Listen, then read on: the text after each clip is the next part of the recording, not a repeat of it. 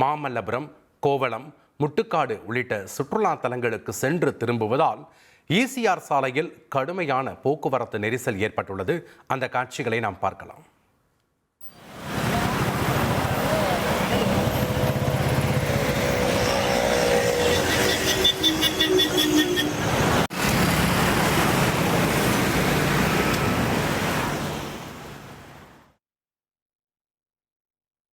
செங்கல்பட்டு மாவட்டம் மாமல்லபுரம், கோவளம், முட்டுக்காடு உள்ளிட்ட பல்வேறு பகுதிகளிலிருந்து காணும் பொங்கல் முடிந்து சுற்றுலா பயணிகள் தங்கள் வீட்டுக்கு புறப்படும் நிலையில் கிழக்கு கடற்கரை சாலை கோவளம் சந்திப்பில் 4 கிலோமீட்டர் தூரத்திற்கு கடும் போக்குவரத்து நெரிசல் ஏற்பட்டுள்ளது.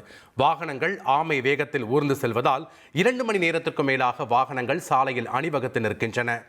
சென்னை முட்டுக்காட்டிலிருந்து கோவளம் நோக்கி வரும் வாகனங்கள் சுமார் 2 கிலோமீட்டர் தூரத்திற்கு அணிவகுத்து நிற்கின்றன.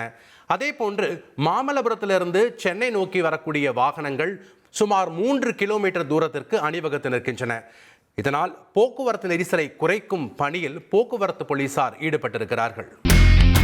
இனி செல்லும் இடமெல்லாம் செய்தி. தந்தை டிவியின் வாட்ஸ்அப் சேனலை ஃபாலோ பண்ணினா செல்ல இருக்கும் இடமெல்லாம் செய்தி.